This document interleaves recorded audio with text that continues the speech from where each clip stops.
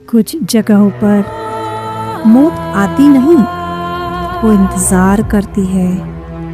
और जब तुम थक जाते हो तभी वो तुम्हारा नाम लेती है। उत्तराखंड के नैनीताल से कुछ किलोमीटर दूर घने देवदार के जंगलों के बीच एक पुराना मेंशन है, मॉर्गन हाउस। सरकारी रिकॉर्ड में लिखा है ब्रिटिश काल का रेस्ट हाउस, लेकिन लोकल अखबार और पुलिस फाइलें इसे कुछ और ही कहती है। यह वही जगह है जहां 1980 से 2005 के बीच 3 आत्महत्याएं और 2 रहस्यमयी मौतें दर्ज हुई।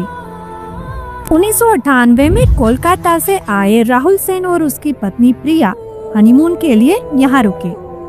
रजिस्टर में राहुल ने लिखा, यह जगह अजीब है लेकिन बहुत शांत। रात के 1:30 बजे लोकल चौकी को कॉल मिली। फोन पर सिर्फ एक आवाज थी, कोई है जो यहाँ नहीं होना चाहिए। और फोन कट गया। अगली सुबह कमरा अंदर से बंद था। जब दरवाजा तोड़ा गया, राहुल जमीन पर मृत पाए गए। आंखें खुली हुई प्रिया गायब थी।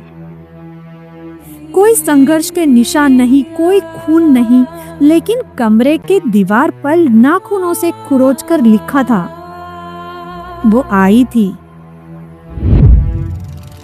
अगर अखबार और किताबों में दर्ज सच्चाई बताए तो the statements of times of India के पुराने रिपोर्ट्स में लिखा है, रात के समय मॉर्गन हाउस की सीढ़ियों पर किसी औरत के नंगे पांव चलने की आवाज आती है।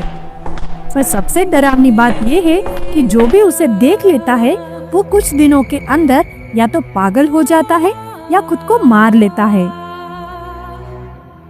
पैरानॉर्मल रिसर्च बुक के तहत एक किताब है, गोस्ट ऑफ द हिमालयस, जिसमें यह उल्लेख पाया जाता है कि ब्रिटिश दौर में एक अंग्रेज अफसर की पत्नी इसी मेंशन में लंबी बीमारी के बाद मरी थी। मरते वक्त उसने कहा था, मुझे अकेला मत छोड़ना, लेकिन उसे इसी घर में अकेला छोड़ दिया गया।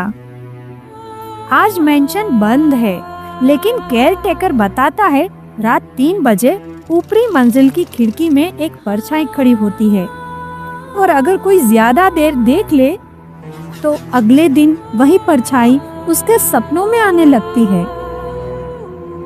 दोस्तों, अगर कभी नैनीताल की ठंडी रातों में कोई तुम्हें जंगल में उस घर की ओर बुलाए तो याद रखना, कुछ आवाजें रास्ता दिखाने के लिए नहीं, रखने के लिए बुलाती है।